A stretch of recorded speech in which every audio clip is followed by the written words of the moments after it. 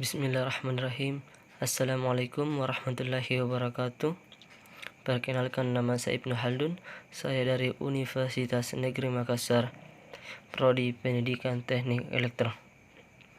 Terima kasih kepada Bapak Detrandes Haji Alimuddin Sa'ban Miru NPD selaku dosen pengampu mata kuliah penghantar pendidikan. Baik, kita akan memasuki materi, yaitu aliran pendidikan modern. Secara umum, aliran pendidikan modern terdiri dari 6 aliran. Yang pertama, aliran progresivisme. Yang kedua, aliran esensialisme. Yang ketiga, aliran rekonstruksionalisme. Yang keempat, aliran konstruktivisme. Yang kelima, aliran perennialisme. Dan yang keenam, aliran idealisme. Baik, kita akan memasuki yang pertama, aliran progresivisme. Progresivisme adalah gerakan pendidikan yang mengutamakan penyelenggaraan pendidikan di sekolah yang berpusat pada anak sebagai reaksi terhadap pelaksanaan pendidikan yang masih berpusat pada guru atau berpusat pada bahan pembelajaran. Kurikulum pendidikan progresivisme adalah program yang berbasis ada pengalaman atau kegiatan yang diminati oleh setiap peserta didik. Tujuan pendidikan dalam aliran progresivisme ini adalah melatih anak agar kelak dapat bekerja secara sistematis, mencintai kerja dan bekerja dengan otak dan hati. Untuk mencapai tujuan tersebut, pendidikan seharusnya merupakan pengembangan sepenuhnya bakat dan minat setiap anak. Pendidikan progresivisme menganut pendidikan yang berpusat ke anak dan peserta didik. Anak merupakan pusat dari keseluruhan kegiatan-kegiatan pendidikan. Anak bukanlah orang dewasa dalam bentuk kecil. Anak adalah anak yang sangat berbeda dengan orang dewasa. Setiap anak memiliki individualitas sendiri. Anak mempunyai alur pemikiran sendiri, mempunyai keinginan sendiri, mempunyai harapan dan kecemasan sendiri yang berbeda dengan orang dewasa. Dengan demikian, anak harus diperlakukan berbeda dengan orang dewasa. Metode pendidikan progresivisme secara umum terbagi menjadi 3, yaitu 1. Metode belajar aktif. Yang kedua, metode memonitor kegiatan belajar. Yang ketiga, metode penelitian ilmiah. Selanjutnya, yang kedua, aliran esensialisme. Esensialisme modern adalah gerakan pendidikan yang memprotes aliran progresivisme terhadap nilai-nilai yang tertanam dalam warisan budaya dan sosial.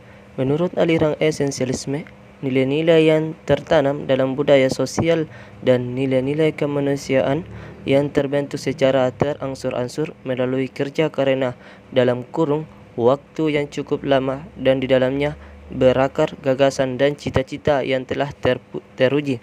Dalam perjalanan waktu, peranan pendidik atau guru kuat dalam mengawasi kegiatan-kegiatan dalam kelas. Tujuan pendidikan dalam aliran ini adalah untuk menyampaikan warisan budaya dan sejarah melalui inti pengetahuan yang telah bertahan sepanjang waktu dan demikian berharga untuk diketahui oleh semua orang. Pengetahuan ini diikuti oleh keterampilan sikap-sikap dan nilai yang tepat. Bentuk unsur-unsur yang inti atau esensial dari sebuah pendidikan bertujuan untuk mencapai standar akademik yang tinggi, pengembangan intelektual atau kecerdasan. Dan selanjutnya, yang ketiga, aliran rekonstruksionalisme. Rekonstruksionalisme memandang pendidikan sebagai rekonstruksi pengalaman, yaitu pengalaman yang berlangsung terus dalam hidup. Sekolah yang menjadi tempat berlangsungnya pendidikan haruslah menjadi gambaran kecil dari kehidupan sosial di masyarakat. Sekolah-sekolah rekonstruksional berfungsi sebagai lembaga utama untuk melakukan perubahan sosial, ekonomi, dan politik dalam masyarakat. Tujuan pendidikan rekonstruksionalisme adalah untuk membangkitkan kesadaran peserta didik tentang masalah sosial, ekonomi, dan politik yang dihadapi umat manusia dalam skala global dan mengajarkan kepada mereka keterampilan yang diperlukan untuk mengatasi masalah-masalah tersebut. Selanjutnya, yang keempat yaitu aliran konstruktivisme. Gagasan pokok ini diawali oleh Giambattista Vico. Vico mengatakan bahwa Tuhan adalah pencipta alam semesta dan manusia adalah Tuhan yang diciptaan. Mengerti berarti mengetahui sesuatu. Jika yang mengetahuinya hanya Tuhan yang dapat mengetahui segala sesuatu, karena Dia mencipta segala sesuatu itu. Manusia hanya dapat menunjuk pada struktur konsep yang dibentuk pengetahuan tidak lepas dari subjek yang mengetahui. Aliran ini dikembangkan oleh seorang tokoh yang bernama Jean Piaget melalui teori perkembangan kognitif. Dia berkata bahwa pengetahuan merupakan interaksi kontinu antara individu satu dengan lingkungan lainnya. Artinya, pengetahuan adalah suatu proses bukan suatu barang. Menurut Jean, mengerti adalah proses adaptasi intelektual antara pengalaman dan ide baru dengan pengetahuan yang telah dimilikinya sehingga dapat terbentuk pengertian baru. Jean juga berpendapat bahwa perkembangan kognitif dipengaruhi oleh 3 proses, yaitu yang pertama asimilasi, yang kedua komodasi, dan yang ketiga ekulibrasi. Dan selanjutnya yaitu yang kelima, aliran perennialisme adalah gerakan pendidikan yang mempertahankan bahwa nilai-nilai universal itu ada dan bahwa hendaknya sesuatu merupakan suatu pencairan dan penanaman kebenaran-kebenaran dan nilai-nilai tersebut. Guru mempunyai peranan dominan dalam penyelenggarakan kegiatan belajar mengajar di kelas. Menurut perennialisme, ilmu pengetahuan merupakan filsafat yang tinggi karena ilmu pengetahuanlah seseorang dapat berpikir secara induktif. Jadi, dengan berpikir maka kebenaran itu dapat dihasilkan pengetahuan mengenai prinsip pertama dan modal bagi seseorang untuk mengembangkan pemikiran dan kecerdasan. Dengan pengetahuan bahwa yang cukup, orang akan mampu mengenal dan memahami faktor-faktor problema yang perlu diselesaikan dan berusaha mengadakan penyelesaian dari masalahnya. Diharapkan peserta didik mampu mengenal dan mengembangkan karya-karya yang dapat menjadi landasan pengembangan disiplin mental.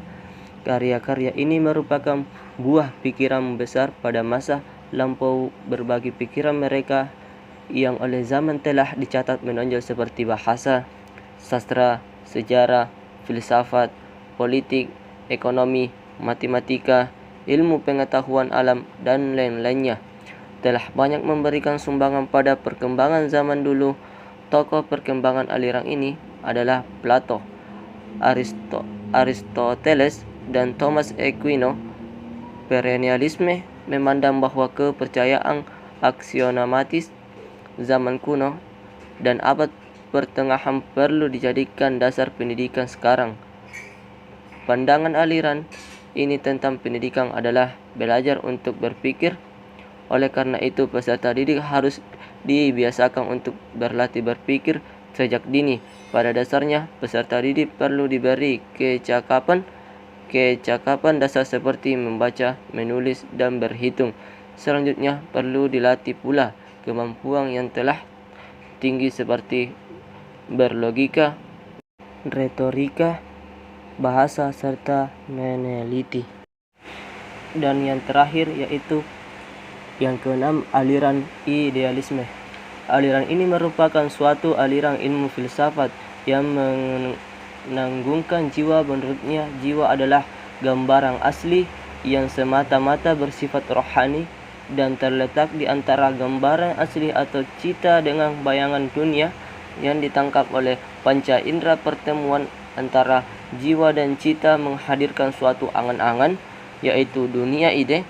Aliran ini memandang serta menganggap yang nyata hanyalah ide. Tugas ide adalah memimpin budi manusia dalam menjadi contoh bagi pengalaman.